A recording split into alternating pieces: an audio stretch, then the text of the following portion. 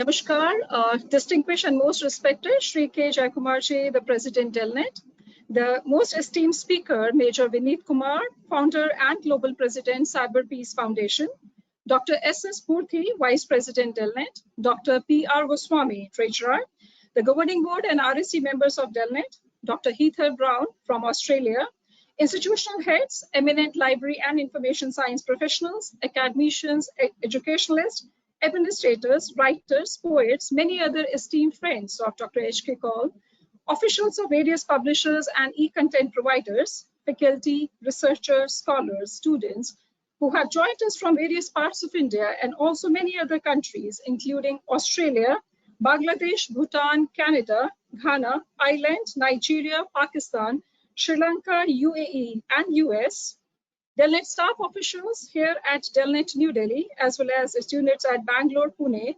Ladies and gentlemen, I, Sangeeta Kaul, on behalf of Delnet, would like to acknowledge your presence and thank you for joining us today for Dr. H.K. Kaul Memorial Lecture 2024, which will shortly be delivered by Major Vineet Kumar, who will be speaking on data protection and data privacy.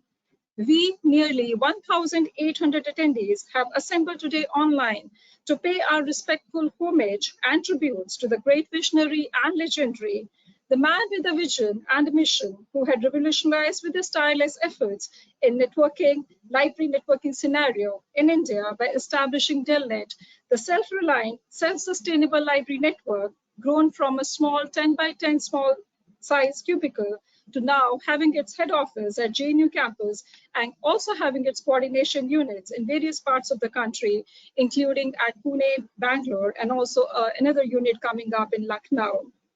Today, we are holding the fourth Dr. H.K. Kaul's Memorial Lecture instituted by Delnet in his honor and everlasting fragrant memory, whose fourth Punyatithi is observed today. Dr. H.K. Kaul led by example, demonstrating integrity, humility, selflessness, the die-hard spirits, and the unwavering perseverance with the vision of a yogi and the intellect of a genius. The transformation of the society through the medium of libraries always remained closer to Dr. H.K. Kaul's philosophy.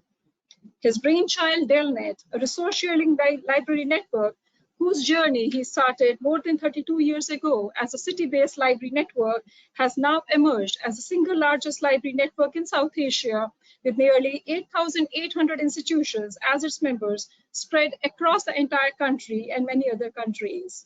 And Delnet stands as the second largest library network at a global level. It is working with a missionary zeal to network and empower the libraries and inspiring the library and information science professionals by providing its vast spectrum of library resources and services in a highly cost-effective and affordable manner. Delnet remains devoted to strengthen the connections, collaborations, and competencies among the libraries, allies, professionals, and its library users. It is our great honor and privilege to have with us today Major Vineet Kumar, the founder and global president, Cyber Peace Foundation, making profound contributions for cybersecurity at a global level, who has very kindly consented to deliver Dr. H.K. Kaul's Memorial Lecture. Dr. Kaul always had a great appreciation and affection for Major Vineet and noticed strongly in him the dedicated will and desire to bring in the change in the cybersecurity landscape more than a decade ago when Major Vineet was in the early stages of conceptualizing Cyber Peace Foundation in India, which has now become a global organization. We still vividly remember the interactions of Dr. Kaul with Major Vineet. It's a pleasure to have you today on this occasion, Vineet. Thank you so very much. Always being around, being with us in this wonderful journey, and your association with Dr. Kaul. And I still remember, those wonderful times when you used to come, and he always used to, the moment you used to go out from the room, and he always used to tell me that Sangeeta, he is going to shine and outshine, and he has a very genuine desire to contribute. Thank you so very much for sparing your time in being there today with us, Major Vineet, and it's really being appreciated a lot by each one of us. I would like to, Major Vineet has a name, to reckon with in the field of cybersecurity. I would make an humble attempt to make you all aware about the profound contributions that Major Vineet is making in making each one of us so very proud of him. He's the founder and the global president of the Cyber Peace Foundation. Major Vineet is also the founder of Global Ethical Hackers Association, CEO, and chairman of the National Anti-Hacking Group. Major Vineet is a lauded social entrepreneur and social activist of national and international acclaim. He has more than 18 years of work experience in the field of internet governance and cybersecurity. A first-generation entrepreneur, Major Vineet started at the small age of 14 years, way back in the year 2003, when he conceptualized the National Anti-Hacking Group with a focus of bringing cyber peace in a cyberspace. Following this, he served also as the Chief Technology Officer and head of the state government agency, Cyber Defense Research Center of Jharkhand Police, Government of Jharkhand. The beginning of Global Ethical Hackers Association and NAC were among the world's first non-profit organization to fight against cyber crimes and had over 10,000 ethical hackers as a part of this association. Major Vineet founded the Cyber Peace Foundation in 2013, an award-winning civil society organization and a think tank of cybersecurity and policy experts.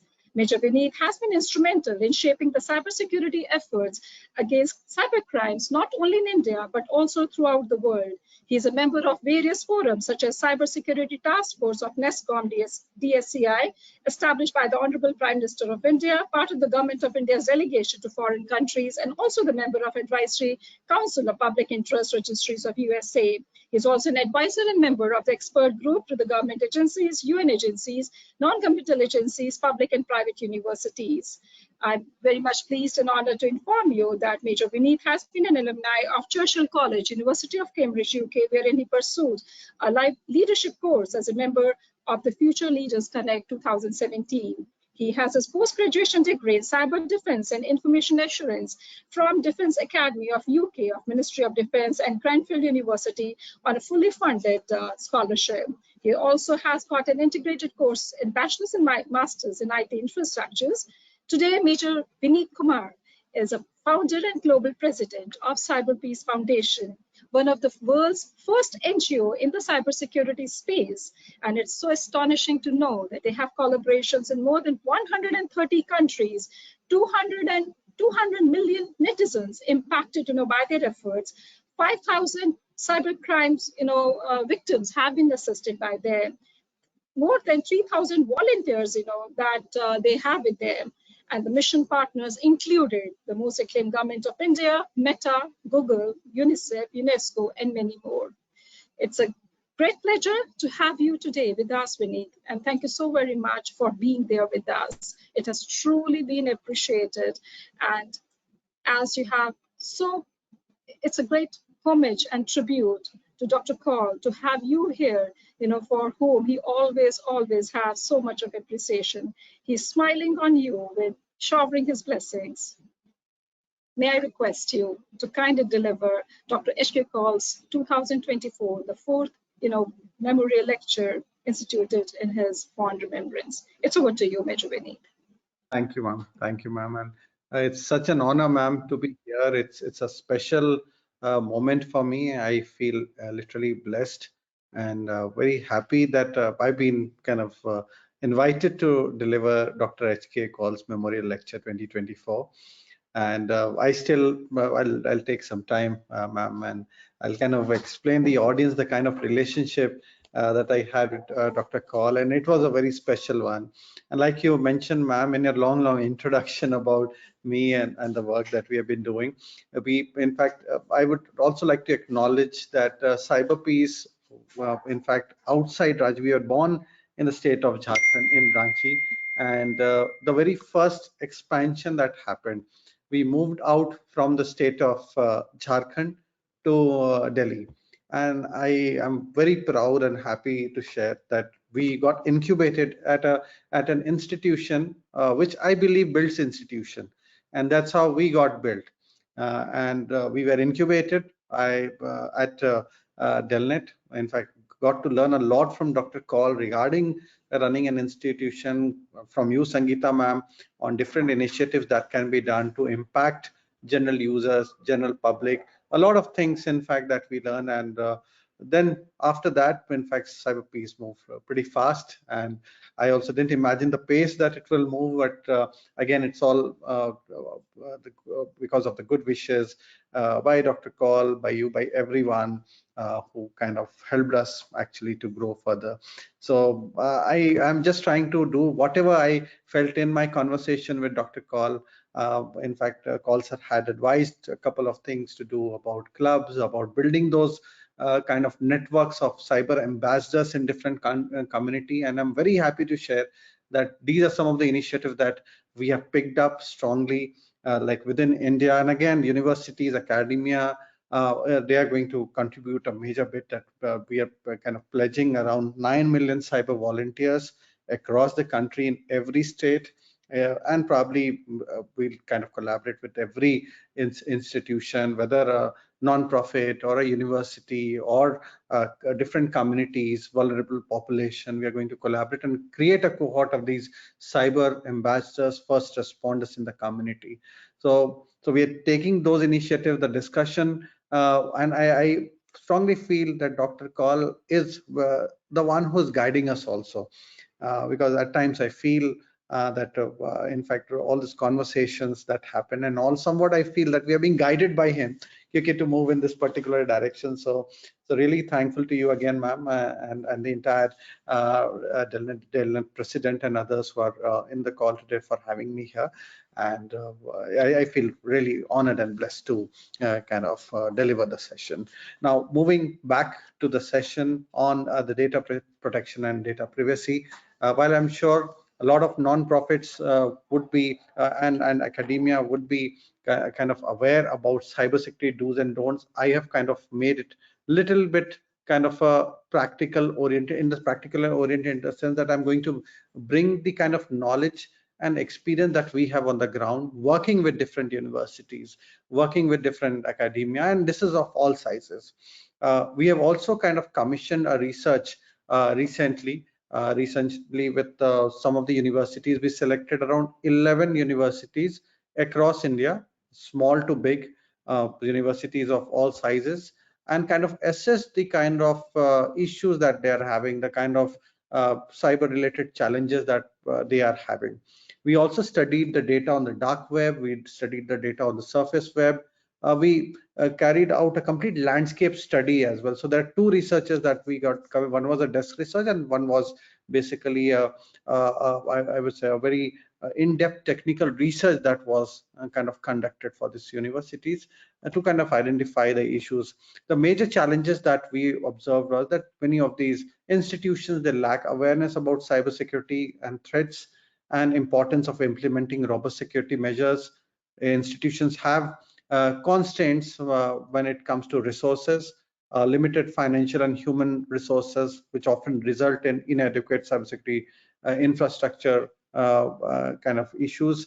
Outdated technology. Many of these institutions work on outdated software and hardware, which are also kind of the main source for any kind of cyber attacks or kind of issues which actually originate from this institution. There's a lack of skilled manpower. There's a shortage of skilled cybersecurity resources, and recently there has been a lot of push by AICT, by UGC. Again, we have also been working with AICT on a project called as Project eSaksham, and under that project we have been trying to create 500,000, 5 lakh students and educators and even the librarians who can be skilled in cyber.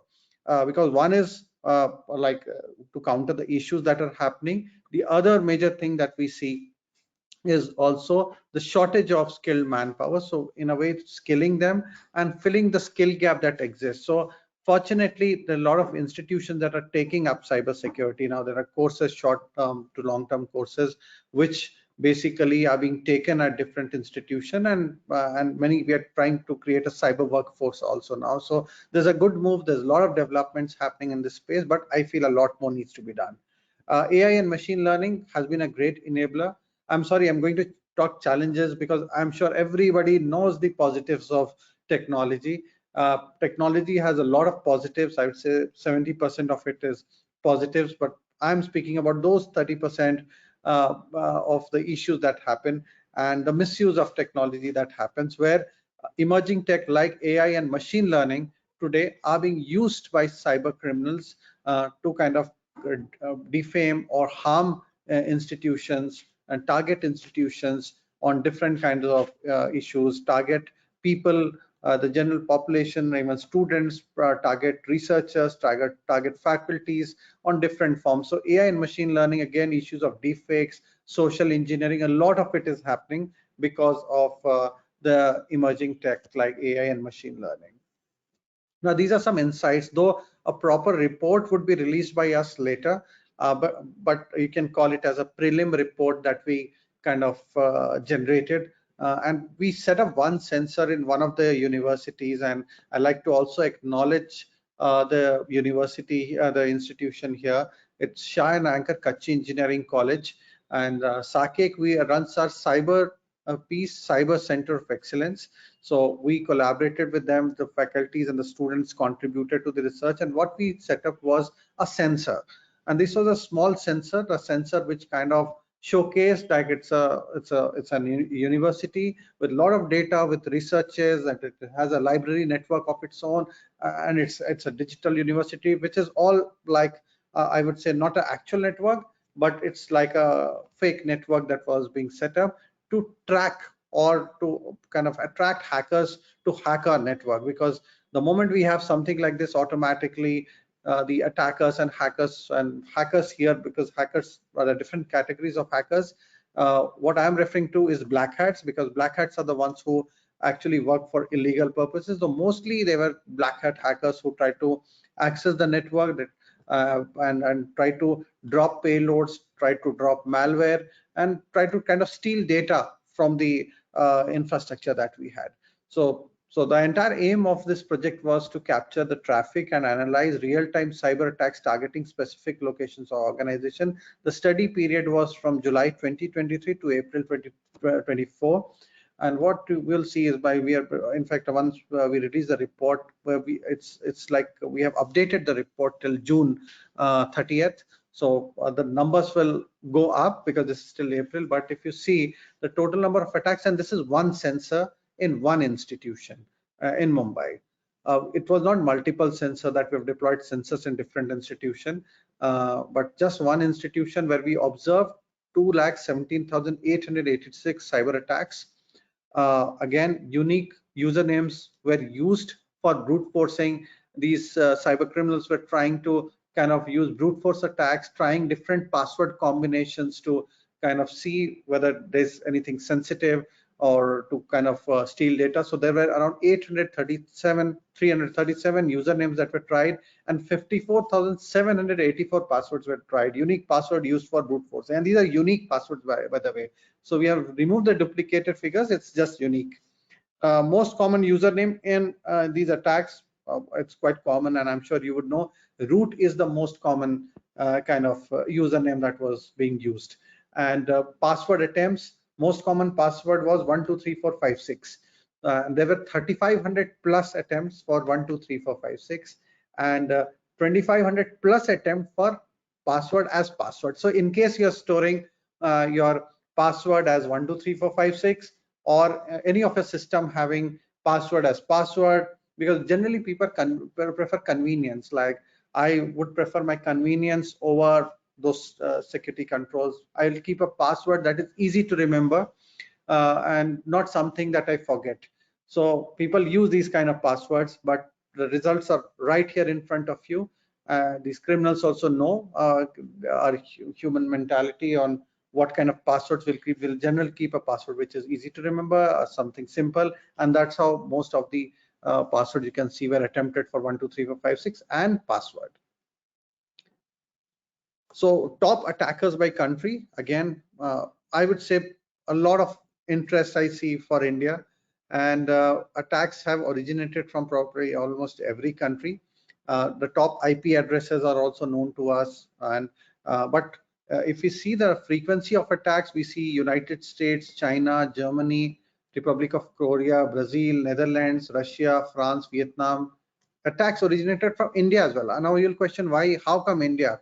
So it's basically some of the IPs, when we investigated, we found that these IPs were also compromised. Like it could be your, for example, a CCTV camera that is there in your home. And if you're not securing, if you're not hardening those CCTV camera, then somebody might compromise it, keep it in control of a bot network, and then utilize that particular network to attack somebody else.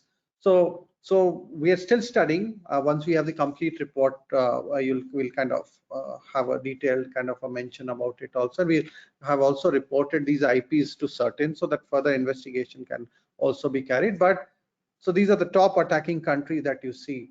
And sometimes certain attacks are rooted from certain countries also. So not necessarily if you see some country in the picture, the attack is coming from there. It could be some X country targeting a Y country and then attacking us. So that is how the attackers have been working.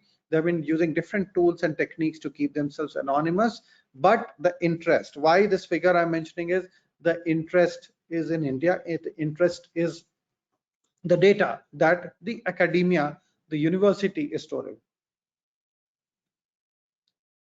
There are more passwords. If you see the top 50 usernames is there, like people using test user, somebody using MySQL as a username, guest as a username. So if you're using any of these kind of usernames and passwords, I would highly recommend, please immediately for your library networks also, please change it. Otherwise you could be easily hacked. It will not take even a fraction of seconds for the attackers to get inside your network. The other snapshot is a risk rating. Now I'd like to thank here our partner, which is Resecurity.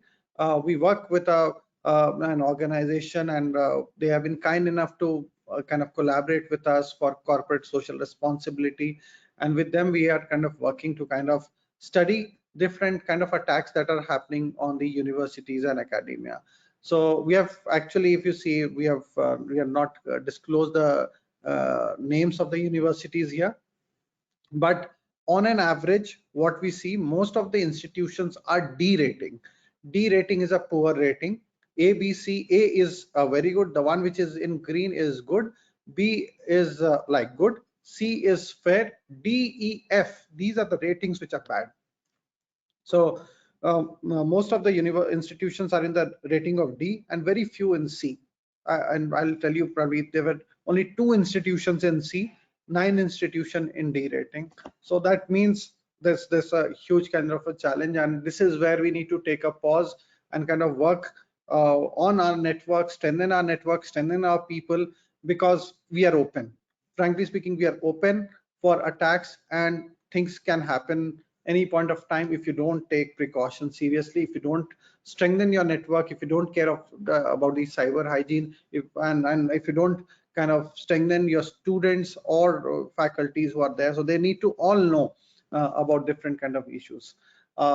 Sometimes the attacks also originate from, like if a student is working from home, they might be on leave, they have access to the library networks or certain networks from inside. If their computer or their infrastructure is breached, from which they are accessing the university network, then the attacks can come through those resources as well. So it's very important that you have a bring your own device policy, BYOD policy, wherein you have those safeguardings and necessary security controls deployed. So the key activity from the threat landscape studies, we found around 3,93,518 data breaches. The scary part is, again, my quick disclaimer, I like to repeat again. So I'm covering the negative side of tech. So please don't take it that it's all risky. It's all, technology is all good, and things can be all okay and safe, provided you follow the cyber hygiene, which I'll come to it later on the cyber hygiene side. So my first part is to showcase where are we as an institution, where are we? Are we secure enough, or are we living in the kind of illusion that if everything is running normal, that means we are good, we are safe? Because I've heard many people that everything is going good, mera network ekdam badhiya hai, everything is fit and fine, nothing has happened, not a single activity, not a single breach has been reported. But that doesn't mean that your network is safe. Probably a criminal may be using your network, silently monitoring data or silently routing some attacks also. So that way the botnet activity here is a red flag for me, which shows 3,39,442 botnet activities. Now I'm going to reach these universities and academic institutions also, and some of them, in fact, the library networks are also compromised. So I'm going to reach them. I don't wish to reveal their actual names just to protect their privacy, but just for your knowledge that they're all breached. The data, their botnet activities running from their networks. Their data is also found on the dark web, and the phishing and domain activity is also happening through their networks, or somebody has created phishing pages also of themselves. So multiple data breaches with plain text credentials found. The usernames and passwords have been found of many of these I would say administration or faculties or students. So their username passwords have been found. Botnet activity has been showing that there are compromised hosts within institutions which are silently listening to the traffic, or they might be stealing or doing anything. For more details, we'll have to do a detailed forensics on those particular machines that have been found. There are institutional emails on third-party sites. There are software and drivers on compromised hosts. There are sensitive cookies exfiltrated from the browser. So that means I can see what activities are these students doing. Their entire set of activities, like if they're browsing a particular URL or they're watching something, I would know their entire activity, what's going through them. IP addresses of compromised systems are Android app login credentials which are breached. So if you're using Android phones and you have an app, and through that app you're logging, and if your university has your own app, in some cases we also observed that the app login credentials have also been breached. These are some numbers, but let me tell you, these insights are just coming from those 11 kind of universities and again colleges that we assess. And like I mentioned, it's of all sizes. It's not small. It's not all universities are big. They are big. There are medium sized. There are smaller colleges and institutions. So we have done the research in such a way, and that to geographically spread. So east, west, north, south, we had these kind of combinations, and accordingly we picked up these, and then we studied these kind of institutions.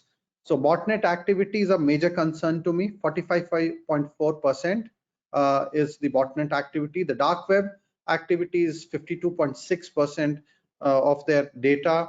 Their researches and important records have been found on the dark web as well. The data breaches which have happened, so that is also of a great concern. Data breaches the data breaches are bigger. It's 52.6 correction that has happened. 52.6% is the data breaches. 45.4% is the botnet activity. Then we have 1.1% as the dark web activity, and 0.9% as the phishing and domain. Common threats is again phishing, ransomware, malware, insider threats, and data breaches. Now, so I'm sure all of you know what phishing, malware, and ransomware is, but then phishing is a deceptive mail or a message tricking you into revealing sensitive information. Malware is a malicious software designed to harm your system, such as viruses, ransomware, and spyware. And ransomware is something that encrypts your data and demands a ransom for decryption. Some of these screenshots I'm sure you must have received. These are some of the researches that we did. So we picked up different kind of campaigns, and let me also share that in case if you come across any such links, messages, WhatsApp kind of campaigns, do forward it to us, because at CyberPeace our research team constantly studies different kind of campaigns. While for you it could be something like, okay, Tata Groups has a 150th year anniversary celebration, and there's a link that is given. You might feel, okay, let me just check out what is there in the link. Sometimes people know it's something wrong, it looks fake, but still they click on the link to check out. But let me caution you, the moment you click on this link, in the back end there could be a malware that gets deployed or installed silently without you knowing it, and then your phone, your any network that you're using could be in control of this, and that's how botnet activity starts. So how did this big number of botnet activity, you saw 45.4% botnet activity happening of these 11 institutions, is all because there have been people who kind of clicked on such scam links, clicked on certain links that they should not have clicked, and finally it led to this. So a major kind of component here is people who are unaware, people who are unaware that such a link can cause such a kind of a problem. There are different kind of links that in fact on your SMS also sometimes you might be getting that you have an income tax refund of 35,000 something, and you need to click on this to kind of submit a refund application to enable us make your refund at earliest, something coming from a refunds or the revenue department from Ministry of Finance. So all of that is a bogus link. It could be a kind of a message from your credit card company. It will appear that it is coming from a credit card company where you have reward point of something 10,000 and it's going to expire tomorrow. So normally the MO of this crime is either one, they will scare you like they'll say कि आप अगर information नहीं देंगे आपका mobile बंद हो जाएगा, आपका सिम कार्ड को क्लोज कर देंगे, we are going to close your SIM card, we are going to close your internet connection if you don't review, or we are going to close your card also if you don't do your KYC immediately. That's one form of crime. The other one is they will give you some attractive offer, like in this case SBI is giving you some offer, Tata is giving you some offer. That's crime number 2. Sometimes it's a work from home scam कि आप घर बैठे you work from home and earn 2,000 to 5,000 rupees every day. It's still popular. We busted a lot of crime happening from our neighboring countries. I'll not name the countries, but we busted that. There were these kind of campaigns being run, and you would never think why would certain country be interested in my data. So the thing is, your data is very precious. Sometimes it is not just for your data, but it is also to compromise your phone or your network so that they can use that as a weapon to kind of attack our sensitive networks. And tomorrow the law enforcement will come to you because that that device, that CCTV camera with internet belonged to you, and the attack was originated. So you need to be very careful about the devices that you deploy. So that's the second one. And the third one is basically I mean, I would say the romance scams. Sometimes people get messages like I mean, getting from somebody that क्या आप मुझसे दोस्ती करोगे? Would you like to be friends with me? Here is my link. Here is my connect. Here is a WhatsApp group to join the group. Things like that. So that is one. Another interesting case, though I forgot to put the screenshot here, but there are a lot of investment related frauds happening. Like somebody will come and say that in the sense that we if you are I mean, there are certain amount that you could invest in this company. If you invest, you'll get twice of your investment, and they actually give you. So you invest 5,000, they'll give you 10,000. Then they'll ask you invest 10, you'll get 20. So they'll do it to certain extent, like you'll earn say 20,000. Then thereafter you'll get confidence in that person. You'll feel okay, I'm getting my investment back. That means that person is genuine. And then this is the time when that individual reaches out and say, okay, now you have seen you have earned such a good amount, and basically twice of your investment. So it's better that you invest something big. And then people fall for that. They invest in lakhs, and then thereafter suddenly all the groups, everything is off overnight. This is another form of I would say attack or ransomware attacks. And what you could see is different kinds of ransomware. WannaCry was very famous, wherein you click on the link and then your entire machine gets compromised. Now it's not just for Windows-based machine. In fact, it's for Android phones, and it's for other cross platforms also. So you have to be sorry, extremely careful about your interaction with any kind of any links or any kind of message or email that you get, because the moment you click, your machine may get logged. You'll be given this particular time that you have 7 days to kind of make the payment, and the payment is all in crypto, so it's all anonymous for them. So make payment in crypto. And even if you make the payment into crypto, sometimes it is up to that person to kind of give you the key or to decrypt your file. So it's not sure that after payment also they will stick. They don't have ethics. So if you have some sensitive files which you feel that you'll make the payment and that chap will keep quiet, that's not. So probably one time you have paid, he'll make a request another time that you need to pay me regularly. You need to pay regularly, and that's how the entire thing happens. Deepfake video again. Now most of the campaigns today, whether it is phishing campaign or during elections also, we saw deepfake. There's another research on deepfake that we have done. So you'll see that research report also out probably in the next 2 weeks or 3 weeks. That will be out. It's a very in-depth study of deepfakes in India and different areas, how deepfakes has been spreading.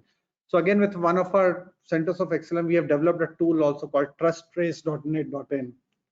So under that, if you come across any such video, which actually is a deepfake video, like I've seen a lot of videos, Amitabh Bachchan videos being circulated, celebrity videos being circulated, where the celebrity would never kind of do an ad for a bogus company like them, but then making use of deepfake, they have kind of created a way wherein they make you feel that it's all a deepfake video, it's all a genuine video, and then they'll make you click or react to that particular link. So you have to be extremely cautious. You have to be extremely cautious when you see any video on maybe WhatsApp, on Telegram, on social media. Make sure that that video is genuine, and sometimes it comes from trusted sources also, because people just share it. It could be coming up from your friend might not have checked whether it's a genuine or a fake video.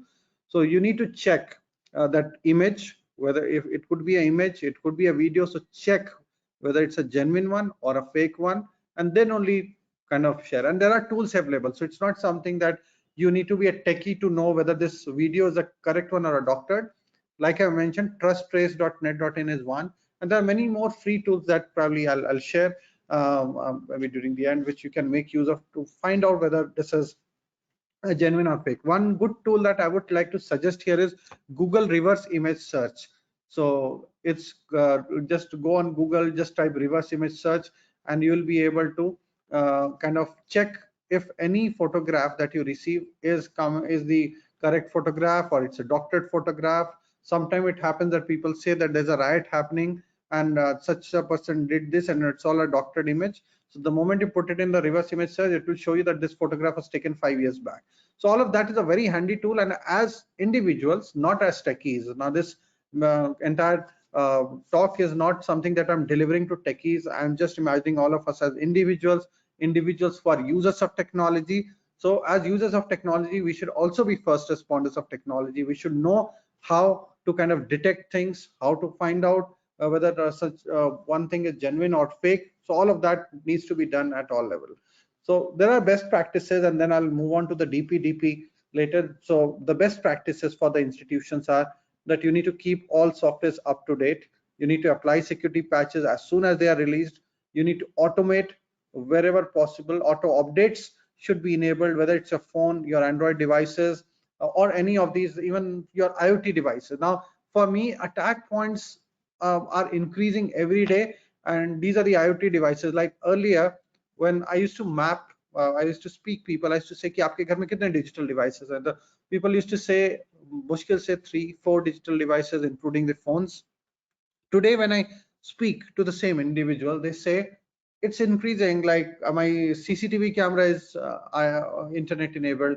My smart TV, which is in the bedroom, is CCTV. I'm sorry, IP enabled. My washing machine that I have is also internet connected. So all of this is internet connected. Even Alexa's, Google Home. So you'll see on an average, you'll find 15 to 20 devices in your home, which kind of connects to internet, and then you don't know what these devices are up to. You just install them, you just connect to the Wi-Fi camera, and then you leave. But then you need to know what these devices are up to. If these devices are not communicating to the right kind of I would say networks, then you could be at risk. As an owner of the device, you could be at risk. So I'll tell you how this thing can be done. We are also working on an IoT security solution for end users, which actually keeps end users safe. So all of that is a work in progress. So, but then you need to at least the level one here is to apply security updates and patches. At least do a kind of quick cyber hygiene check every month. All your devices, everything is good, the health is good, my all IoT devices are patched, the firmwares are updated, even my router firmwares are updated. Everything has to be checked. Wherever possible, enable auto updates. That's very important. For institutions, again, I would suggest, and especially the library networks and any places where, in fact, even the Wi-Fi networks that the students are using in your campus, I would suggest install an antivirus, anti-malware solution in the form of good endpoint security product. So there are a lot of endpoint security product. For individuals, I would say Malwarebytes is good, Quick Heal is good, but Avast, if you need to go for a free version, go for Avast security at end user level. But enterprise level, at say institution level, I would suggest have a UTM, have a hardware firewall, or a UTM. So there are some good UTMs that are existing, though mostly dominated by the foreign players. There are very few Indian players as of now, but yes, some of the top UTMs firewalls, what I say, Cisco leads, then Sophos is there. So these are some kind of UTMs that you can utilize, and then you need to have somebody to monitor. You can't just leave it to antivirus and anti-malware to do their own detection, to do their own kind of thing. Somebody has to be there who kind of checks the web protection, exploit protection, malware protection, or ransomware protection. All of these protections have to be checked. If there is something malicious, you need to have a team of first responders. Something happened, you get a red alert, a red flag, immediately have a quick response team on the ground. Isolate that system, see how much the damage has happened, so contain that particular damage. All of this has to be done quickly. You cannot leave it, okay, abhi evening is all okay, tomorrow morning once I come, I will see. Between evening today and tomorrow morning, there are many hours in between, and maximum issues and attempts and damage can be caused during that particular hours. So it's very important that we kind of keep a quick check and tab on this one. Apply network security, use firewalls, I've already cleared. Secure your Wi-Fi network. WPA3 is the latest one. It's Wi-Fi protected access 3 for the latest and more secure encryption. If WPA3 is not available, then you can go for WPA2. And I'm not advise anything else. So I would suggest WPA3 is something that you should go for. Don't go for normal WPA. Avoid WEP. WEPs do not use. I mean, it's wired equivalent privacy. I would suggest do not use it because it is outdated and easily compromised. Avoid using of any open free Wi-Fi networks. If you go on the airports, if you go to say some hotels, please don't. And even if you're using, make sure that you are behind a virtual private network, VPN network, and nobody is there to kind of spy what you're doing. You need to constantly update your router firmware, like I mentioned earlier. So these are some security settings that you see. Wireless settings, you need to go to security. You need to, add those, I would say, passwords that are not easy. Like again, 1 2 3 4 5 6 is a easy kind of a password somebody can crack. So here, either go for a password that has mixture of uppercase, lowercase, special characters, or generally I suggest people key, okay, use a phrase. A phrase is easy to remember, and then just have the first character is this, change, have some numbers in the end, have some special characters, so that way you will remember. Security, WPA3 is the suggested one, but if WPA3 is not available, go for WPA2 PSK at least. So these are some wireless security controls. You need to secure your remote access in case you're working from home, you're working from remote location, use a VPN. I would suggest a good VPN here. So for our kind of researches and all, I found the Proton VPN quite good. So Proton email also offers like a zero knowledge encryption. So Proton email is also good in case you are very privacy conscious, but VPN is a must. And Proton VPN is quite good. They got a very good VPN service. They got servers here in India as well as other countries. So you must buy, and it is free. It is free. If you need to take premium feature, then you can pay. But otherwise, the free VPN is also available. Regular backup is important. You need to regularly backup. You need to secure backup from any kind of attempts. Okay, there have been cases where why I'm mentioning this point as secure backup storage is because there have been times where attackers, once they hack a network, the first step is to find out where are their backups. locate wherever they are backup. So if the backup is on site on the same network, they'll try to locate that and then damage that particular backup, so that in case you want to, or if you are planning to have your systems back up and online immediately, though it would not be possible for you, because all of that attempts, because the backup itself is destroyed, so all of that attempts would fail here. So take regular backup, keep some backup on the cloud. If possible, keep it in a different location, have it in the form of drives, securely store the drives. All of that procedure should be followed to keep your data safe and secure. And you should test recovery procedures. Things may go wrong anytime, so why are you waiting for that day when things will go wrong? Just do a mock drill exercise internally, decide on one day, okay, today I'll create a panic alarm that something has happened, and then thereafter have different kind of teams to react, different individuals to react, and see whether we are prepared or not for these kind of attempts and attacks. Password policy I've already explained. Avoid using the same password for all online accounts. See, one account gets breached. Like today, if you give, and maybe in confidence someday, maybe if I get to interact with you one-on-one, I'll show you live practically that if you give me your email, I will kind of find out whether your email address has been hacked, or your email, if you have, say, used some service like Zomato, for example, and on that Zomato you have used a particular password, and if it's found in that breach and the same password you're using for your email as well, so I can pull up that breach ka data, I can use your email, and I can log into your account. So that way, the best advisory is use different passwords for different accounts, so that if one account gets breached, at least you still can safeguard the other account. And criminals know, because generally again it's mindset of people that I'll use the same password on all accounts, so it could harm you in some way. Avoid the use of dictionary based keywords.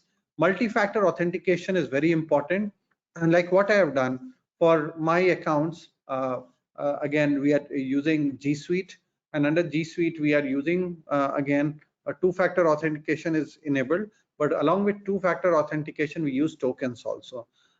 Tokens is something like a hard token. It's not a soft token that you get to authenticate a random password and then you enter, but it's like a small key called, we are using Ubico. So the key is there, we just give a thumb impression to that account, and then thereafter the email opens. So it's a very good device, I would say. I mean, the token, it's not that expensive, it's cheap.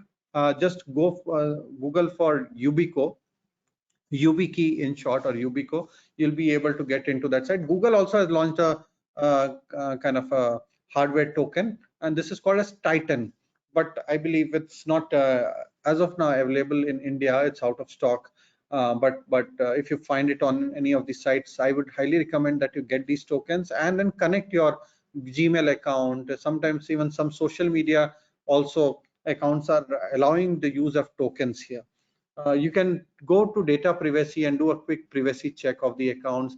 Any platform that you're using, you can use those particular features also and see whether who can see your account, who can see your post that you're making. All of that can be seen. And then the security implementation and review of the security implementation is very important, so that any activity that you do is kind of there, and you are monitoring those activities also. If you see any unknown activity happening, that's the time then you need to kind of make sure that nobody is into your account. Now these are some accounts. When coming to WhatsApp, WhatsApp has introduced a very good security feature. Like if you go to WhatsApp, let me go to my WhatsApp here, and then if you go to settings, under settings you will see there's a option called as privacy and security. On the screenshot also you can see there's privacy written. If you go on privacy and security, WhatsApp gives a lot of privacy and security, including there's a feature called as lockdown mode. Now what is this lockdown mode? Is basically that if you feel your data is important, it's sensitive, and if somebody may try to hack or may try an attempt to kind of hack you or steal the data, then enable the lockdown mode. What this lockdown mode does is it's an extreme optional protection that should only be used if you believe that you may be personally targeted by a highly sophisticated cyber attack. Most people are never targeted by these attacks of this nature, but I highly recommend that you should enable the lockdown mode. There's also a feature called a sensitive content warning. So it detects nude photos, videos before they are viewed on the phone and receives guidance to help make a safe choice. Safety check is also there. So there's a privacy check that is there. If you have not enabled it, go to privacy check, and there are privacy settings that in the form of statement it's come that do you want to implement say 2FA, then you'll say yes, then they'll ask that option. All of that can be done. So do a quick privacy check, enable security notification, enable two-factor authentication, enable all the privacy settings, group settings. All of this is extremely important, and also check for linked devices. Sometimes it happens that somebody will take your phone, scan a QR code and return your phone.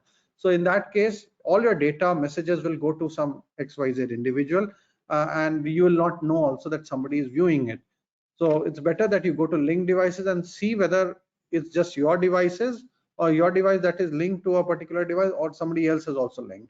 Normally we use this feature when you wish to use WhatsApp for web. WhatsApp for web is a very good feature when you can respond to your WhatsApp messages on your desktop as well. So it's a good feature, but it can compromise you also if you're not taking care of the security. Update your legacy IT systems, develop a IR plan, incident response plan, very important. You should have SOPs in place for anything that goes wrong. Have a standard operating procedure so that people are there. They kind of react to a particular incident. If an incident happens, they know what steps to take, how to respond. All of that is documented, and then test those particular incident response plans. Also, testing is very important. Go for cyber insurance. Cyber insurance is also very important today. I highly recommend institutions to take this policy, because something if it goes wrong, like a botnet activity happening, or for example there is a ransomware attack where the ransomware chap is asking you to make that particular payment in order to give you access to the content. So sometimes these insurance policy also covers the cost. So like for ransomware attacks, some of the attacks, it's very difficult for a cyber expert also to get the data back, because the encryption level is high, and they're using the latest encryption standards and all that. So in that case, you can also opt for a cyber insurance to cover potential losses resulting from cyber incidents, including data breaches and ransomware attacks. You need to provide cybersecurity trainings to the entire set of people. And how do you kind of enhance the entire measures is by awareness, investing in technology, conduct regular audits, incident response plan should be there. Government initiatives are also there, like certain NCIPC. They all have different kinds of initiatives. Ministry of Electronics and IT has, wherein you can kind of engage with these initiatives as well. If something goes wrong, you can report to the cybercrime cells. Now remember these numbers. One is cybercrime.gov.in. This this website is very important. The number 1930 is important. The number 112 is important. So you should remember these kind of things. When something goes wrong, you need to immediately report. If there are crimes related to a particular platform, for example, if you have a Facebook account and that Facebook account is compromised, so you must know that there are certain rules and regulations. One is DMCA, which is called Digital Millennium Copyright Act. And under this act, if there is a content, if your Facebook account, say somebody is using a photograph of yours. Let me give another example. If somebody is using a photograph of yours without your consent, then you can reach out to DMCA Facebook, Google for DMCA Facebook. There will be a form, fill up the form. Facebook will take down that content under the DMCA Act. But this is applicable for any US based platform. All the platforms today, whether it is Google, whether it is Meta, whether it is any platform X, they all have appointed nodal officers. They have appointed grievance officers in India.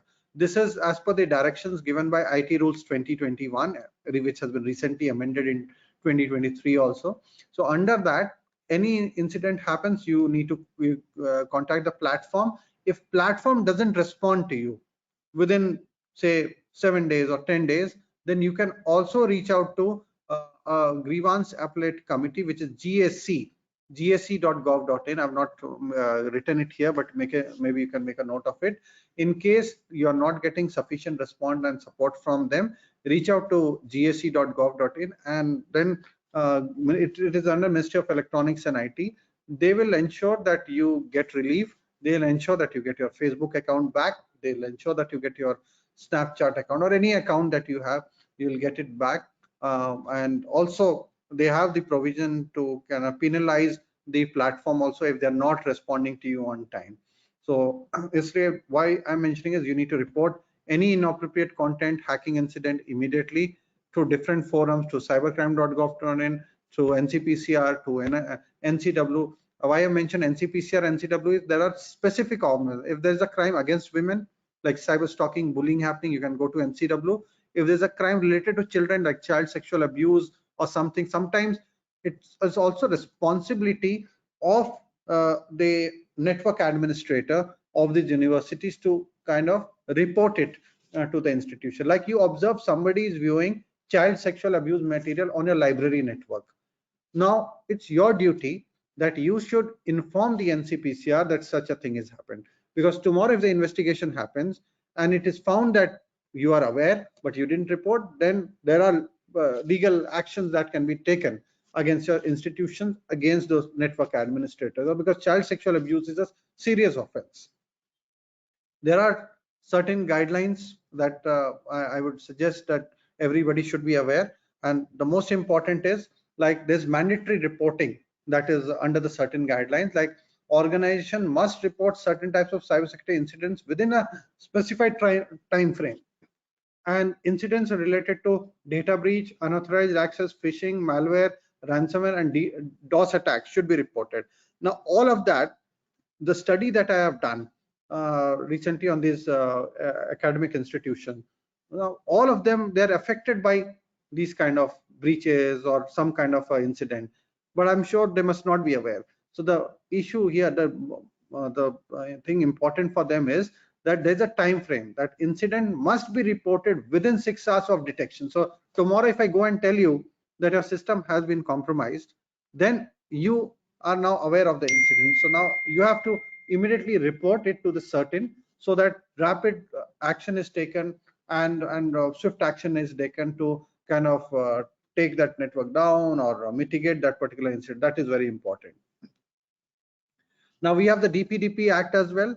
I'm still working on it, so probably I'll create a kind of a proper chart and I'll share that. But there are compliance requirements. So as organizations, as institutions, you must be aware about DPDP Act implications for basically universities and academia. And the most important point here is compliance requirement. Organizations must ensure that they have systems, process in place to obtain explicit consent from individuals before collecting their data. So if you're collecting anything about individual, their name, their date of birth, their address, which is personal in nature, then you must take their consent. Even in college forms like registration forms or any kind of registrations happening, you need to take their consent. You also need to implement mechanisms for individuals to access, correct, and delete their data. In case an individual says that he or she, or it could be any gender, gave a certain information that they want to be deleted from the record, then then as an institution you will have to do that particular change. So that is very important today, because DPDP Act last year August it has already been announced, and now many guidelines will come. More things will be clear in times to come, but these are some basic overview which I wanted to give. So data processing activity should adhere to principles of purpose limitation and data minimization. So every data collecting activity should be limited to the purpose. Like you have this purpose of say any event happening, so you're collecting that data for that purpose, and the data should have like an end period also, like when would you kind of destroy the data, what would be the end date when the data will be removed from here. So all of that should be defined. Data security is very clear, like I've already kind of I've been mentioning about different kind of data security controls that you need to have. So you need to implement that. You need to implement robust security measures to protect personal data from breaches and unauthorized access. You need to regularly update and audit security practices to comply with the Act's requirement. You also need to appoint DPOs, data protection officers, because as an institution you're storing a lot of data.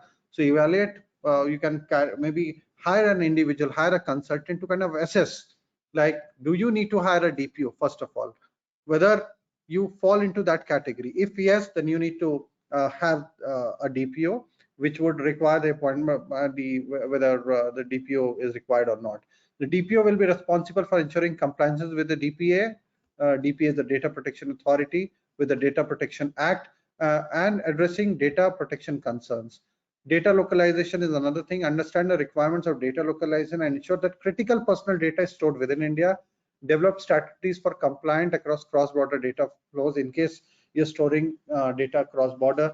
So you should develop a kind of a compliance, and there are penalties and compliances that you should be aware under the DPDP Act.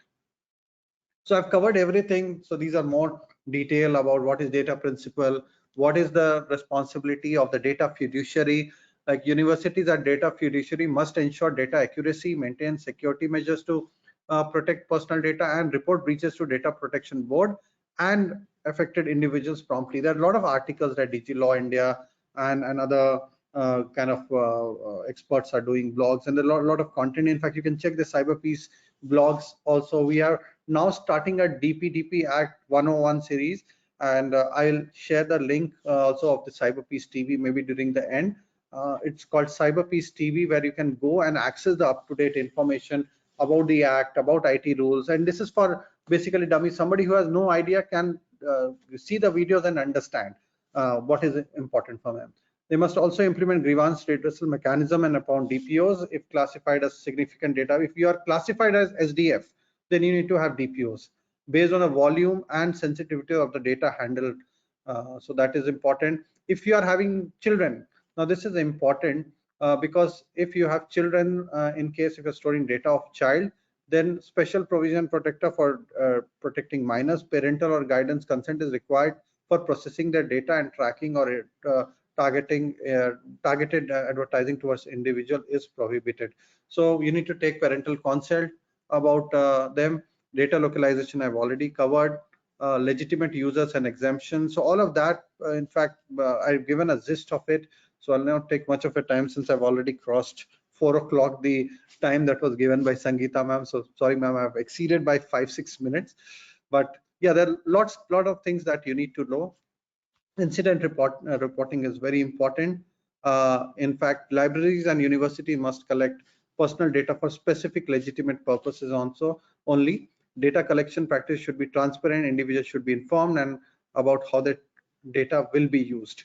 Obtain explicit consent is crucial. Institution must provide clear and comprehensive notices explaining what data is being collected and for what purpose. Data security and maintenance is important. Data subject, you should know the rights of the subject also. I've already covered what are their rights to get their data corrected. Technical and organization measures should be implemented. Network and identity security should be implemented.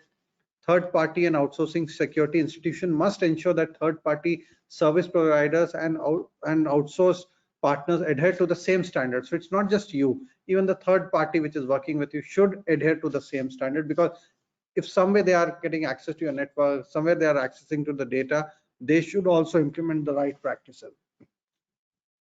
Now, how you can do is by involving rigorous contractual agreements and continuous monitoring and of third-party practices.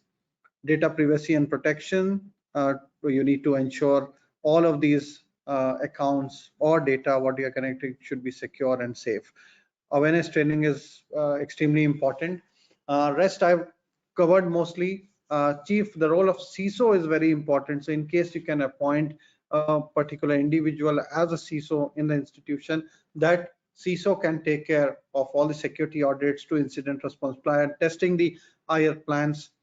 Data protection officers, if you fall into that category, maybe you can also implement and have a DPO in place. Somebody can be nominated as a DPO also in case you don't wish to hire somebody. Somebody with the right knowledge and skills. Sorry, I have a bad throat. So staff training awareness and technological solution has to be monitor data, establish clear-cut data, watch your digital footprint. Anything goes online stays. Think before you post anything. That is very important. And if you are using smartphone, mobile devices and all, make sure that you have a security log, you have encryption, you have remote wipe enabled, you are backing up data, you are not downloading anything from a malicious application, you are aware of the social engineering scams that I have just mentioned. Don't jailbreak your phone. Normally people, if they're using iPhone and there's certain application that don't open, they go to mobile wala shop and say कि इसको jailbreak कर दो and download that XYZ app into that. So that is very risky. You need to update, you need to have internet security application, and you need to switch off the services that are not required. Like when Wi-Fi is not required, switch off Wi-Fi, switch off Bluetooth, switch off NFC. Wi-Fi security, again, the routers that you have in your home, make sure the password is not default. Admin, like I showed, like the data, like anybody can hack, anybody can access. If you are using passwords like root, password as 123456, if you're using admin as the username and password, all of that is very easy to hack. So in case you get your broadband deployed, you have a internet security broadband, say Jio or Airtel, the chap comes in and installs it. All you're concerned is that you give me the Wi-Fi password. What you should be more concerned is you give me the details of the device login, like the username and password. And the moment that chap gives you, change that password to something secure. I already told you what kind of secure password you need to deploy, and that password should remain with you, because then you can do the settings, you can do the change. This mentions WPA2, but I would suggest WPA3 now. You need to disable guests, you need to enable MAC filtering, you need to update firmware, you need to disable WPS as conveyed earlier. If going for online shopping, make sure that you don't fall for scams like iPhone 15 Pro in just 5,000 rupees. It's not possible that you will get a phone in such a low cost. Make sure that the deals are genuine. Sometimes it's a legitimate sites like Amazon is a legitimate site, but the seller would be a fake seller. So be aware of any such kind of offers, because most likely you'll get fooled, you'll lose your money. By the time Amazon knows that that seller is a fake one, you have already given the money, and then it becomes difficult. Rest all, I'm sure you know, you need to have HTTPS browser, you need to have a secure internet connection. Fake Wi-Fi networks are risky. So sometimes on the airport, if you look for free Wi-Fi, there could be a hacker, a criminal who broadcasts his fake, say, wireless network, and it could be something like T3 free Wi-Fi, and you'll fail to understand which one is a fake, which one is genuine. So in that case, make sure that you get attached to a genuine one and not a fake one. There are a lot of scanners like internet security application which have an inbuilt security check. In case you get connected to a fake scanner, like I use Bitdefender also. Bitdefender is a very good application which scans my internet connection, and if it finds something fishy, like if I'm connected to a fake Wi-Fi network, it alerts me that this is unsafe Wi-Fi, you need to disconnect. So beware of shoulder surfers, and again, use VPN, virtual private network, extremely important. Security, privacy, safety, well-being on all platforms. Now every platform is working on it because of a strong push globally by GDPR, by DPDP Act now, by IT rules 2021. Every platform has to comply to security, privacy, safety, and well-being feature, and all of them have these features. I would highly recommend today, any platform that you are on, go and please go to the security or privacy settings and make sure that you enable those security settings and make yourself safe. So with that, I'm sorry for taking 12 more extra minutes, but I'm done with my presentation. I had to rush, but I also like to share a kind of a resume. Like 1 hour kind of session is not enough to cover the length and breadth of issues that is happening everywhere. So I would highly recommend that please log into the YouTube channel. We have something called as the Cyber Peace TV.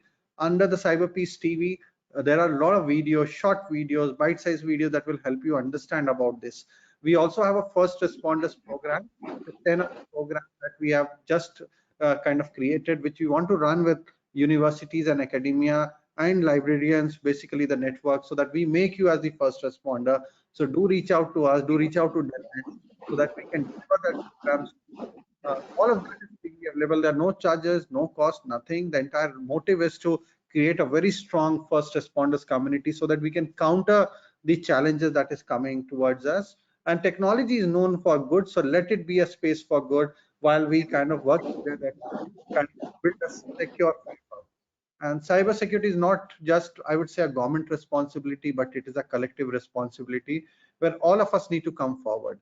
And now the industry has to come forward, the civil society has to come forward, the academia has to come forward, and also I would say the end users. Their role is extremely so all of us as community we have to come forward and counter these kind of issues. And among all, I strongly feel that academia and universities have a very big role to play, because all of these researches, cutting edge researches, innovations, things are happening right here. And this is the place where I think if we go strong, then we can create a safe space online for everyone. So with that, I'd like to hand over to Sangeeta ma'am. I don't know whether I have time to take a few questions, but over to you, Sangeeta ma'am. Yeah, thank you very much, Major Vineet, for delivering so splendidly, truly an enlightening and enriching session, delivering Dr. H.K. Kaul's Memorial Lecture 2024, and such a highly, not only, and I would say the informative, you have really, firstly, as you have started the session, showing this threat landscape. Where are the threats lying? We do encounter them, we do see them, but it's not that always we proactively, remain prepared, for them. So right from showing us that where we are, what are the threats and what are the challenges which are there, which are being confronted by everyone, whether at an institutional level or at an individual level, and then making them all prepared that how really to face them, how really to get fully prepared for them. I think today, Major Vineet, it's a high time for CPF and Telnet to join hands together, and Dr. Kaul would really be very delighted and happy that if we are able to, we have been working together, for decades altogether now, but I think on the ground now, it's a time for us to join hands together to contribute in a more significant and in a more visible manner, especially as you have rightly said, this DPDP Act coming in, even otherwise, the academia, the institution as such. It's not only the awareness, it's not only the, to sensitize, everyone knows that, yes, these are the vulnerabilities lying, but how really to make a difference by making the spaces more secure, whether these are the institutional spaces, our personal spaces, each and every device, everything, so that these cases apps, I must compliment you under your dynamic leadership and your vision.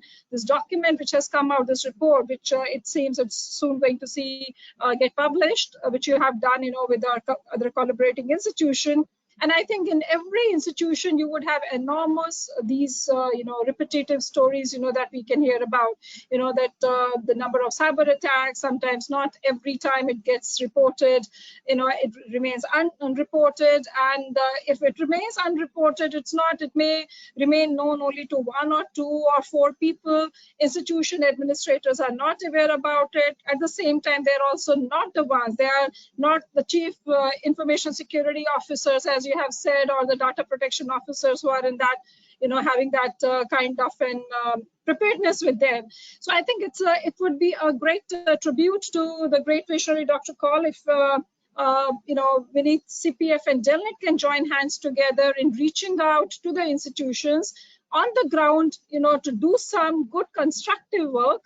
And because libraries, we are into the library networking, each one of us are having those issues of, making our data more secured. Now, even we have, number of the newer, emergent laws which are coming in, making everyone also knowing. So one is sensitizing them, knowing that, yes, these are the issues which are being there, but we have to look more for the collaborative efforts to make everyone feel more secure and making the environment more secure. It's not just simply institutions and individuals, but making the entire ecosystem, the information ecosystem, more secure. So, Major Vineet, we would like to really request, and I think also you may think about, and Telnet will be very happy, to collaborate, also to come out with one digital small little booklet having 100 ways to make your environment more secure, and 100 ways, and we will just, it's like someone turning the pages and can see and we can have a good classification done as I could. We could easily can make some 70, 80 points out of these deliberations that we had done today. You have so wonderfully have covered. So we'll be really happy to collaborate. As you have said, that it's a collective responsibility. So Delnet representing around 9,000 institutions, we have the test beds ready with us at any point of time. If we want to bring in any particular sector of institutions, whether it's a universities, even for example, medical hospitals. I still remember in one of your presentation, you had shown that how vulnerable are even the medical environment in today's day and time, because everyone is optimized, everything is IoT enabled. So Delnet will be very, very glad and would really feel happy that if we can make some beginning, on this, to work together and with the institutions, and it's a collective resolve, to see to it that we make everything secure. And we are always there, and we know that CPF is always there, with Delnet in undertaking, and we'll be really happy to bring it down, to the institutional levels, and to see to it that in some ways, if we can be of any assistance to CPF and to your, this missionary work, the pioneering work that you are setting in, we will truly feel very much blessed enough for this. So thank you very much, Major Vineet. Indeed, it was a great honor and pleasure having you delivering Dr. H.K. Kaul's memorial lecture, and it was truly a memorial lecture. We are going to really remember it for long. Your very kind presence and also your contributions, which are beyond any expression. Thank you very much, Major Vineet. Your presence has truly been appreciated, and always you deserve our special praise all the time. May God bless you. You keep on, making feel, even listening to you, make everyone feel secure that we are in the most safest hands. We are with someone who has got so much of, and we can never get into, it's like, that's the vision that you have been holding, and that's what, as I said initially, that Dr. Kaul was able to see that spark in you, that yes, he is going to make a difference. And we are so very happy that it's not only you are sensitizing, here at a global level, you are making a difference, and it has been an honor that you have been able to spare time in being there with us today. Thank you very much, Major Vineet. With your permission, we would just like to take another 10 minutes of you. I know that you're hard pressed for time, but we always take a liberty of taking much of your time. So 10 minutes, Vineet, more, and we would really like to give a chance to our colleagues, who have joined us from all across the globe, in fact, for today's program, to get connected directly with you. Can I make the floor? Sure, Thank you very much. So we are thank you so much, Vineet. We are making the floor open for questions for all our colleagues who have been able to join. We request you, please raise your digital hand. Keep the question as precise and brief as it is possible, as we have only 10 minutes. You can also use the chat box to send across your question if you're wanting. Otherwise, we may try to get connected with you online. So I'm going from A to Z because of paucity of time. We will have only one round of questions. This is for Aditi Chakravarti. Aditi, you are connected through some other interface. We'll just try and make an attempt if we can get connected. This is for you, Aditi Chakravarti. Could you please unmute yourself? Aditi, I'm extremely sorry you are not able to. I have to give a chance now to the other colleague who may like to ask a question. I just request you, please raise your digital hand. Bhagyashri Chaudhary, this is for you. We can't connect because the device that, again, you are connected with is not recognized through our system. Dr. Pramod Singh, may I request you, please unmute yourself and ask the question. Dr. Pramod Singh, could you please unmute yourself and ask the question? If not, Dr. Pramod, because we can't wait for a few seconds for you to respond. As requested, you can place your message also in the chat box. Dr. Ravi, this is for Dr. A. Ravi. Dr. A. Ravi, I have unmuted you. Please unmute yourself if you may like to ask the question. Dr. A. Ravi, could you please unmute yourself? Yes, we are connected. Dr. A. Ravi, we are connected right now. You can ask your question. I think like, you have just raised the hand, maybe perhaps by an oversight. Let me just quickly move on. We have Dr. Heather Brown, a great friend of Delnet. And Dr. Heather, Yes. thank you very much. We are connected. Major Vineet Kumar, it was a wonderful lecture. I have a quick question, and I'm very interested in the area of disaster management, particularly in India, but also currently working on a toolkit for the region with UNESCO. Would you be, and I can see that later it will be rolled out through libraries, this training. Your area, the training that we're working on integrates disaster management for physical and digital collections. We need your expertise. Would you be happy to join, particularly in India? Sure. Would love to join. And we are also working with some disaster management authorities here as well. So it's Yes. something of interest and would be very happy to contribute. Please count on Yes. me. Oh, that's wonderful. This would be for collections, the unique collections in libraries and archives through India, particularly, digitized manuscripts and repositories. So that would be brilliant. And so I look forward to collaborating with Delnet and yourself on that. Thank you. Looking forward. Thank you very much, Dr. Heather. Thank you. Thank you so much for joining. Thanks. Thank you. We have Mr. Hilal Ahmed, who may like to ask a question. This is for you, Mr. Hilal Ahmed. I have unmuted you. Please unmute yourself. Mr. Hilal Ahmed. No, you're not able to. Let me go to the next, Harpreet Kaur. Harpreet, I have unmuted you. This is for you. We are connected, Harpreet.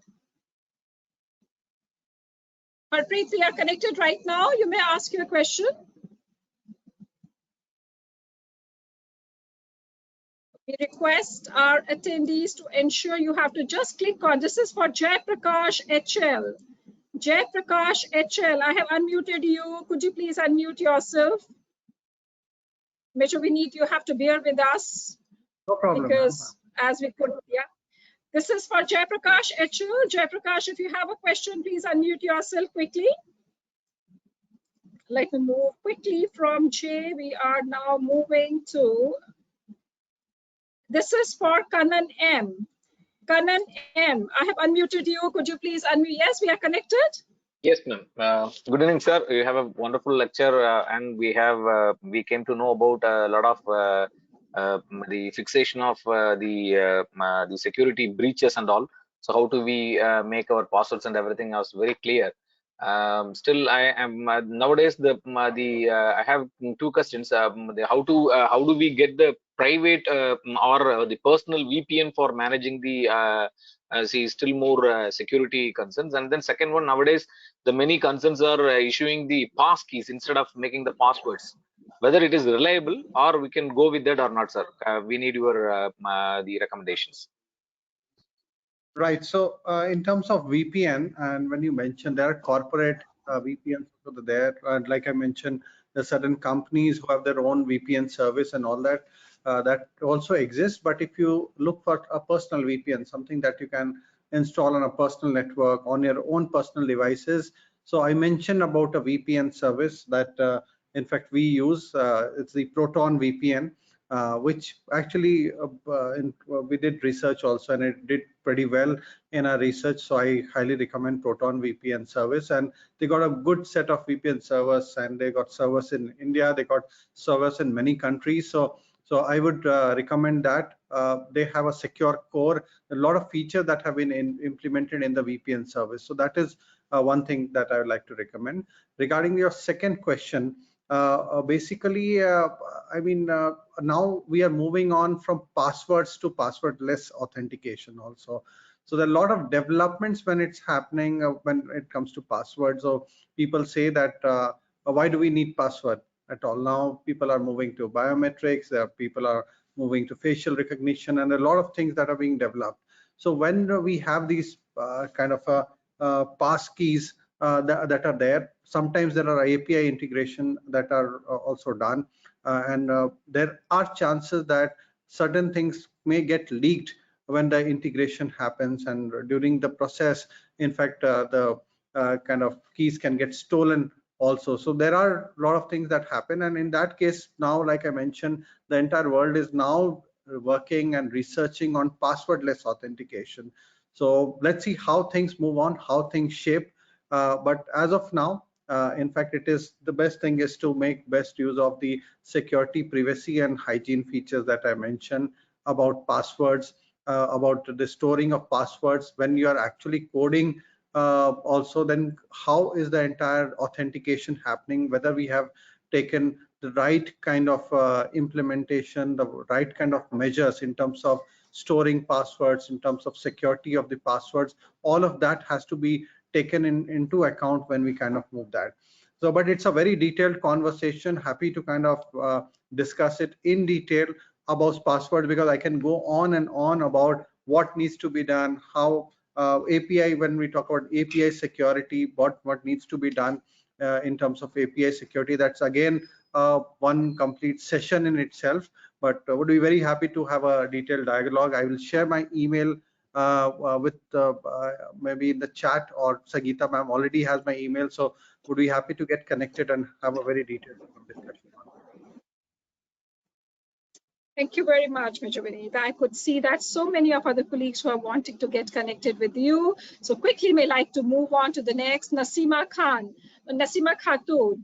Nasima, this is for you. Nasima Khatun, I have unmuted you. You may just kindly unmute yourself and get connected with Major Vineet. This is for you, Mrs. Nasima Khatun. Could you please unmute yourself? I'm extremely sorry, Nasima. It seems you're not able to do it. Let me quickly move on to our next colleague who may like to ask a question. This is for Rajkumar P. Rajkumar P, could you please unmute yourself? Rajkumar P, could you quickly unmute yourself? If not, let me move to our next attendee who may like to ask a question. This is for Ramavat Naga Saidullah. Ramavat Naidasula, could you please unmute yourself? I have unmuted you from here. We need just 5 minutes more, not more than that, just 5 minutes.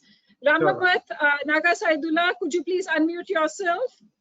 If not, let me quickly move on from R to S.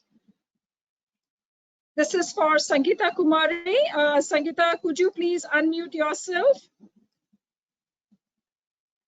Please unmute yourself.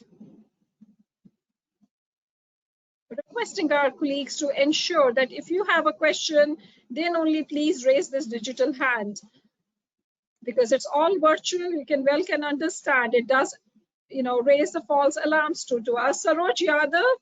Saroj, this is for you. You have raised the hand. Saroj Yadav. Saroj, if you have a question, please let me know by unmuting yourself. I'm sorry, Vineet, we are taking your time. No problem, ma'am. Yeah. This is for Shubham Swan. Shubham Swan, could you please unmute yourself? Shubham Swan, could you please unmute yourself?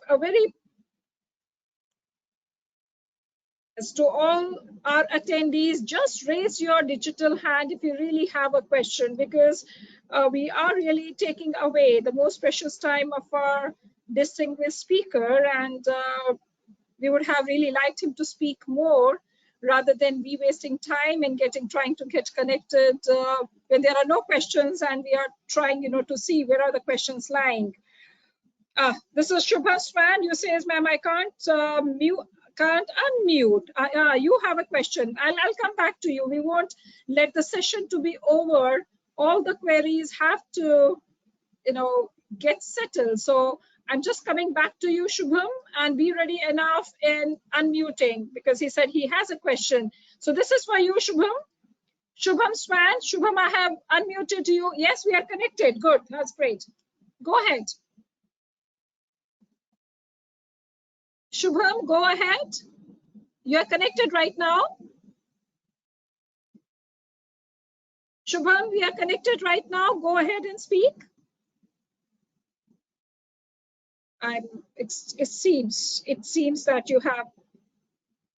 We are going to share the email ID of Major Vineet Kumar, and then you can send across, because I could see you have also said you have questions. Not only a question, you have plenty of questions. So, and Major Vineet will be really delighted to answer all those queries. I think, Vineet, it's a high time, because I could see that it's 4:35. We have really taken much of your time, but yes, your talk, it's not only a talk, it's what it is. Just simply, you get into this knowledge sharing sessions, so much of experience that, once we look back, this reminds me really of those times when you were just thinking, CPF was all into your mind. You were just wanting to do it. You have been planning out, that yes, I want to, you were envisaging it. And it was, I vividly remember that time. You used to get into, and there was not much of interactions between you, Dr. Kaul. I feel so blessed to have, been a witness to it. And he's so very happy, seeing you shining, seeing you doing the work for the mankind, for the humanity. And as I said, I still remember in the very early discussions, Vineet, if you remember, one of the questions that he asked you, that, no, Vineet, you tell me how you're going to make it sustainable. You remember that? I do. One of the, in the very, he used to say that, oh yes, I fully, I appreciate your ideas. I appreciate your desire to do. I have no doubt about your dedication and determination to do. But he used to say, no, you just tell me, Vineet, that how you are going to make it sustainable. So very proud, so very happy that where you have taken your dreams, to the reality that no one had thought about it. It's all speaks volumes of your truly that spirit,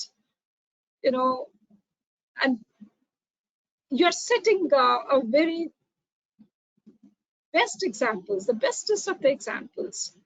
At the mere age of 14 years, this is also for our youngsters, to all our colleagues having the young children, tell them the story of Major Vineet Kumar, a 14-year-old child who was able to see, who was able to make the world to believe in him because of his work, because of his a great sense of perseverance, a great sense of dedication and devotion, a determination, and really so very happy always to see you glowing. Thank you. And very happy also to see that now, because of paucity, I was wanting to ask you if you can just in 4 or 5 minutes, if you have with you, especially to ask you about your partnerships with the major giants like Meta, Google. What is the kind of a work that you are engaged with, Vineet? I won't, we won't take much of your time later then. It's only to ask you, what is this these global partnerships that you have? What is the exact kind of a specific work that you are engaged with these organizations? If you can just throw a quick light on that. Sure, ma'am. So basically, ma'am, what we are doing is mostly UN agencies. So we collaborate with almost all the UN agencies on different issues. Like with UNICEF, we collaborate on child safety issues, safety of children and well-being on internet. With UN Women, it's women. With UNODC, it's more on trafficking of humans and trafficking of wildlife that happens. And again, Commonwealth Secretariat, it's more on AI. And basically AI is known for good, and AI, we talk about ethical AI and these kind of things. With platforms, it's basically with Google. In fact, the first responder program, we are teaming up with Google to create these first responders across the country. So that is one major partnership that we have with Google. With similar kind of partnership is happening with Meta. We work with different government entities, with the Ministry of Electronics and IT, with NCPCR, with NCW. With the National Commission for Women, we are launching a program on 5th at Vigyan Bhavan. It's Digital Shakti Phase 5.0, where we are trying to bring more women into cyber security, aware about cyber skills. So all of that, basically in a nutshell, these are the programs that are happening. We're working with different kind of platforms with again entities like Tata's and others on MSME and talking about their cybersecurity. So we're talking about aviation and cybersecurity, working with critical infrastructures on CII and protecting them from any kind of cyber attacks and security. So as of now, a lot of things happening. Probably I'll also share with you in detail on how we can also engage the universities and academia who can actually play a very key role in all the initiatives that we have been doing. So really looking forward to have a very detailed conversation. Sure. Surely, Major Vineet, and we really would like to do something for the institutions, the academic. There are also R&D organizations, which are being there, as I said earlier, even the medical hospitals. So all kind of the institutional infrastructures to safeguard them, and also percolating it down to the, because we do have whether these are the scientists, these are the researchers, these are the young students, who are there. So everyone, to create that kind of some kind of program wherein we can bring everyone together, and the purpose remains the same. And collaboratively, if we can do, Delnet would really be happy, to do that. And I think post this program, I'm definitely going to jot down certain areas in which Delnet may like to, work together with CPF. And even on this DPDP Act, what is the kind of consequences and responsibilities arising out of it. Not many things, takeaways from the session. And yes, we would be really happy that if we had Dr. Heather Brown, who also mentioned about this disaster preparedness, and especially when we talk about, these physical, the manuscripts which are being available as a disaster plan, and also keeping in view the digital preparedness plans, what are the plans that we should have in place. Delnet would always be happy enough to collaborate, Vineet, on this, and, to see to it that you get connected, with those institutions. So the basic aim remains that, let everyone gets benefited, with the enormous work that you are doing, the praiseworthy work that you are doing, because ultimate mission and the vision is that, yes, let's reach out to everyone. No one should be left behind. Let everyone be together. Let everyone gets benefited, with this. A Definitely. great pleasure.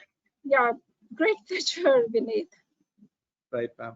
Even the Centers of Excellence University, ma'am, that is where, in fact, for us, universities have been like the backbone.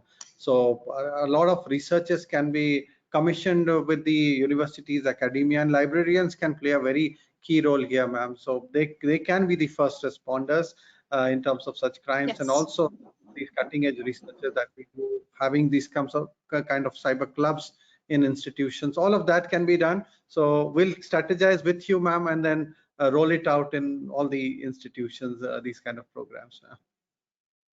Thanks, Vineet. Just a minute now, because I could see Shubham has been desperate to ask the question, and he has said, ma'am, could you please ask this question? Shubham, I'm on your behalf asking this question that you have posted on the chat. And the question is, I have questions to you, sir. When we turn our phone, why our phone cannot ask direct biometric password? The phone only asks the PIN or the pattern.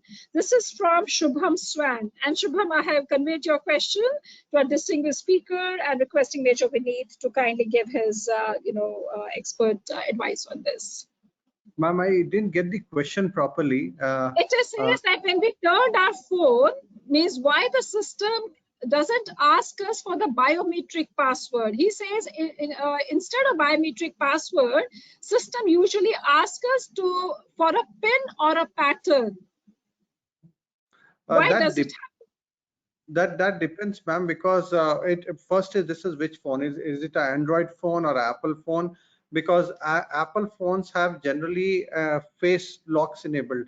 So the face actually detects the face and the lock it unlocks and the phone opens. So these are certain kind of privileges and features that the phones have. So depending on the model make of the phone, we'll have to study exactly why this particular issue is happening. It could be some additional advanced feature, like some people enable face locks and also biometrics. So in case the detection happens through face, then biometrics is not required. So it depends on the settings also, what kind of settings they have made, and whether these settings are enabled or there are some extra settings enabled. We'll have to study. So if I can get complete details on the mail, we can come back with the exact issue why this is happening. So why I would need some technical details on this as well. Perfect, Mr. Vineet. And this is a quick thing to all our colleagues who are there with us. I could see that many of you have said that you are wanting to ask a question to Major Vineet. And the best thing would be, because it's all a knowledge enriching and knowledge enhancing sessions, we request you within next 15 minutes, you are going to receive a certificate of participation in which our email ID of Delnet is also there. Thanks call 2003@yahoo.co.in. If you have a question, please kindly write that question, back to us on that email.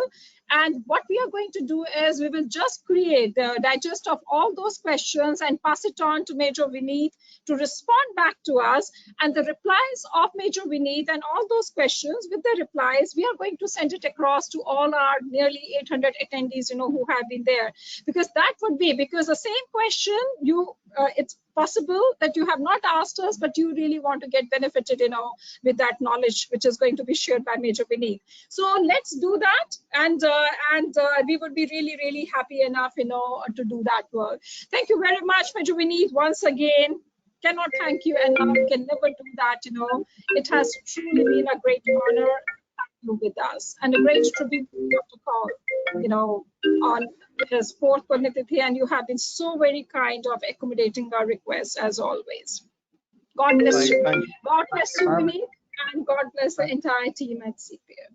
Thank you, ma'am. Thank you, ma'am. Thank you so much. It was an honor and pleasure to be here again. Thank you, ma'am. Thank you. Thank you. God bless you. God bless you. God bless you, all of you, for joining us today and paying our humble tributes by organizing the Dr. H.K. Kaul's Memorial Lecture 2024. We look forward to having you back again in the future webinars of Delnet. Do stay connected, stay informed, and it's always a pleasure for Delnet to have you with us. You remain as a constant source of inspiration. With this, we close today's session, and we look forward to your continued cooperation and support to us. Thank you very much indeed. Thank you. God bless. Thank you very much. Thanks.